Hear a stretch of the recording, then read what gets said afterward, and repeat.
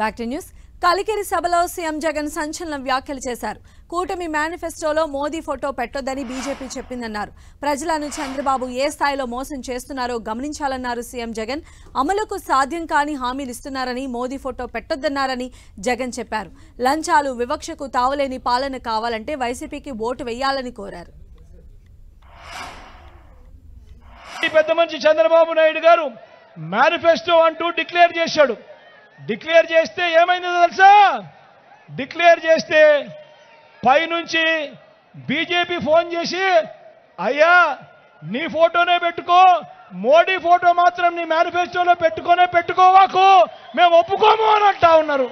అంటే ఈయన సాధ్యం కాని హామీలు, అది మోసమే అని ఏ స్థాయికి రుజువు అవుతా ఉంది అనంటే, చివరికి ఈ మాదిరిగా ముగ్గురు కూటమిలో ఉండి ముగ్గురు ఫోటోలు కూడా పెట్టుకునే పరిస్థితిలో చంద్రబాబు నాయుడు లేడు అనంటే ఒక్కసారి గమనించండి, ఆయన ప్రజలను ఏ స్థాయిలో మోసం చేయడానికి కోసం బరి తెగించాడో ఒక్కసారి గమనించమని కోరుతూ, మీ అందరితో కూడా ఈరోజు ఒకటే చెప్తా ఉన్నాను.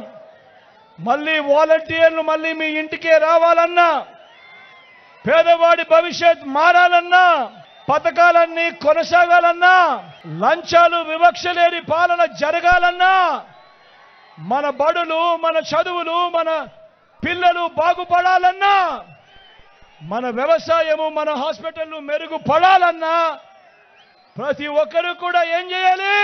ప్రతి ఒక్కరు కూడా రెండు బటన్లు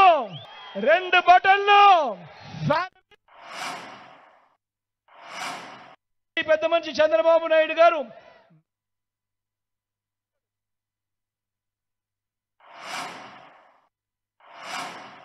ఏ స్థాయికి దిగజారిపోయారు అనంటే, ఇలాంటి వాళ్ళు మళ్ళీ ముగ్గురు కలిసి ఈరోజు మళ్ళీ మేనిఫెస్టో అంటూ మళ్ళీ అబద్ధాలకు రెక్కలు కడతా ఉన్నారు.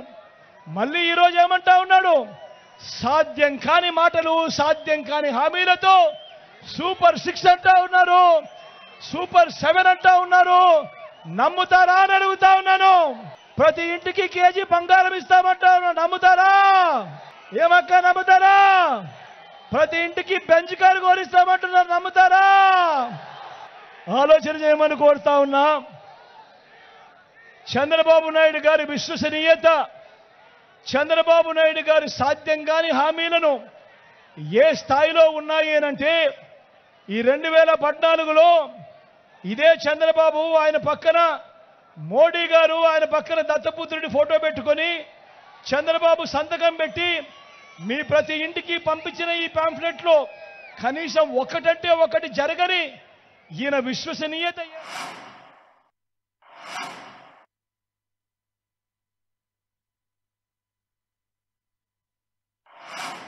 ఈరోజు మే 13వ తారీఖున జరగబోతా ఉన్న ఎన్నికలు ప్రతి ఒక్కరూ గుర్తుపెట్టుకోవాల్సింది ఒక్క అంశం ఉంది. మీ అందరితోనూ విజ్ఞప్తి చేస్తా ఉన్నా, మే 13వ తారీఖున జరగబోయే ఎన్నికలు కేవలం ఎమ్మెల్యేలను, ఎంపీలను మాత్రమే ఎన్నుకునే ఎన్నికలు కావు. ఈ ఎన్నికలు రానున్న 5 సంవత్సరాలు, రానున్న 5 ఏళ్లలో మీ ఇంటింటి అభివృద్ధిని, ప్రతి పేద కుటుంబం భవిష్యత్తును నిర్ణయించబోయే ఎన్నికలు ఈ ఎన్నికలు అన్నది ప్రతి ఒక్కరూ కూడా జ్ఞాపకంలో పెట్టుకోమని కోరుతా ఉన్నా.